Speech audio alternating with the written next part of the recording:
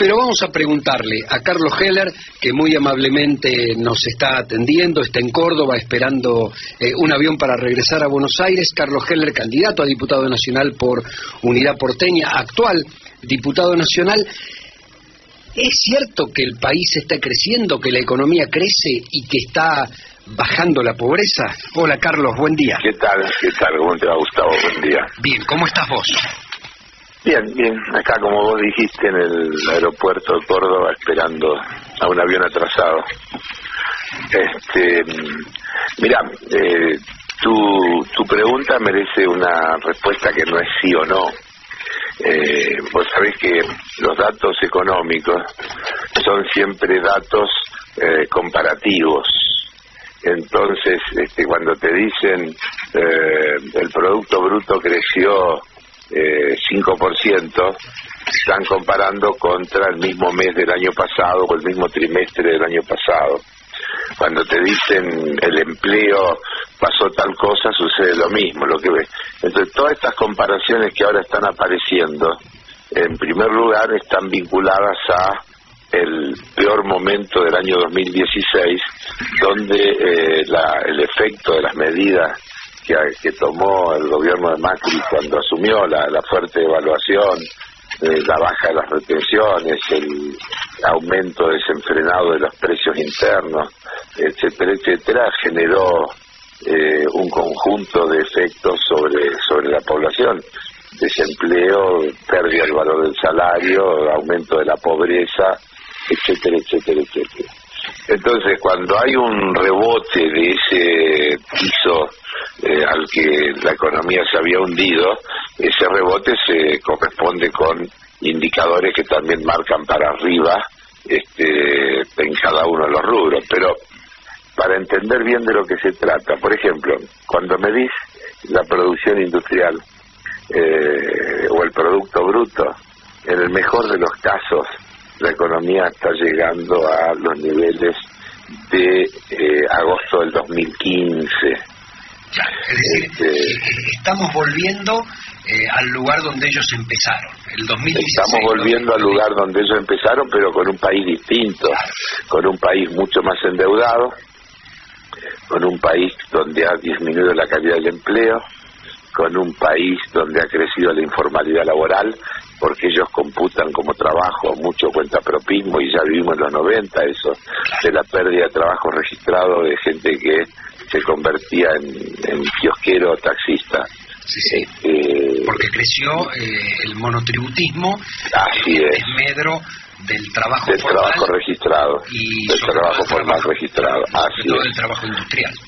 Así es. Entonces, los números verdaderos que nos muestran, insisto, un país que tras un rebote tiene los niveles previos al inicio de este proceso, pero con todas las variables empeoradas. Yo dije, debe más, mucho más, sí. Tiene mucho más desempleo, le subió el déficit fiscal y tiene un alarmante déficit comercial producto de la apertura de las importaciones, que es un dato que merece detenerse en un instante.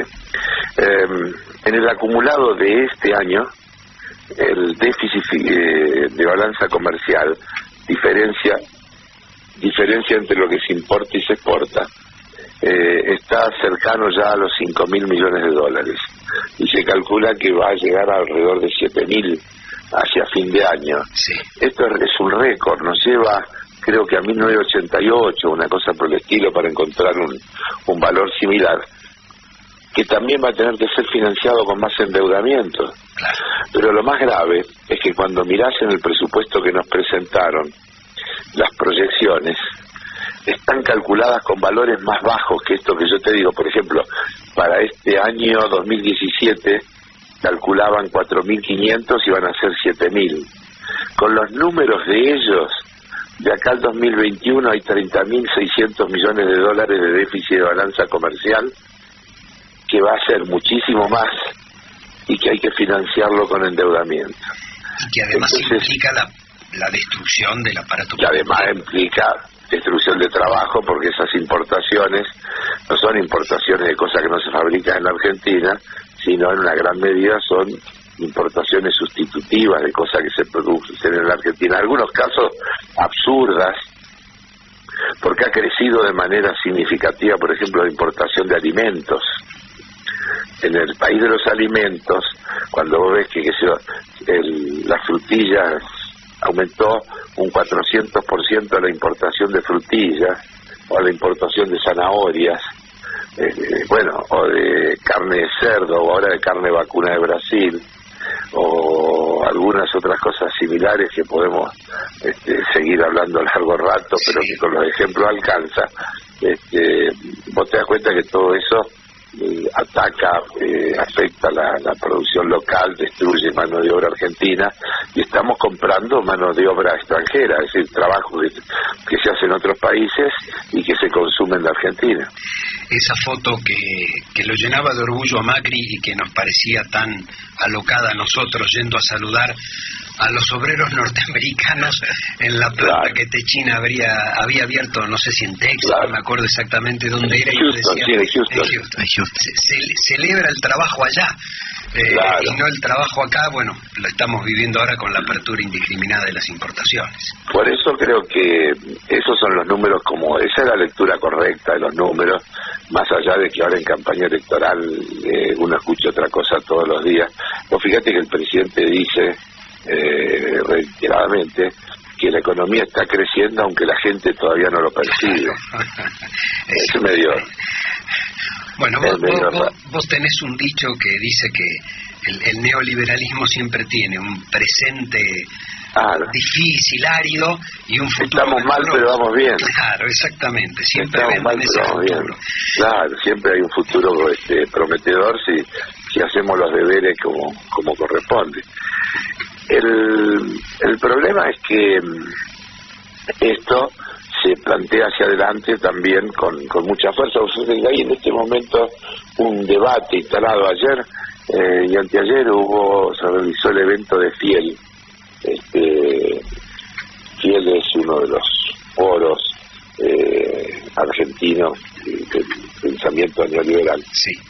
Y la enorme ofensiva declaracionista de los gurúes del neoliberalismo sobre la necesidad de apurar el ajuste son un dato que hay que tener en cuenta, ¿no? Mirá, Arriazu, Kigel, Artana dijeron lo mismo. Hay que apurar una baja del gasto luego de las elecciones de octubre. Carlos Rodríguez, rector de la Universidad del SEMA, si Argentina no hace un ajuste social y fiscal, el país no va para ningún lado. El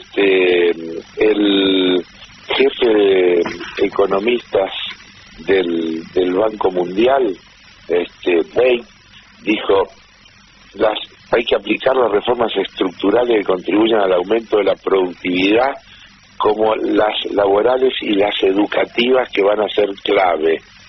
Las inversiones extranjeras no van a llegar si no se logra una gran reforma tributaria. Estamos hablando de no pagar impuestos y bajar el sueldo de los trabajadores. Claro, siempre es lo mismo. De un modelo económico. También dijo alguno de estos, creo que fue Rodríguez, dijo una frase que es muy interesante. Dijo: hay que decidir si queremos recesión ahora o más adelante. Si queremos recesión ahora o más adelante. Recesión ahora o más adelante. Claro, esto es la discusión que yo llamo posverdad, como las tantas discusiones de posverdad que nos han instalado, donde te llevan a discutir no si ajuste o no ajuste, y te encara una discusión si gradualismo o shock. Es una discusión falsa.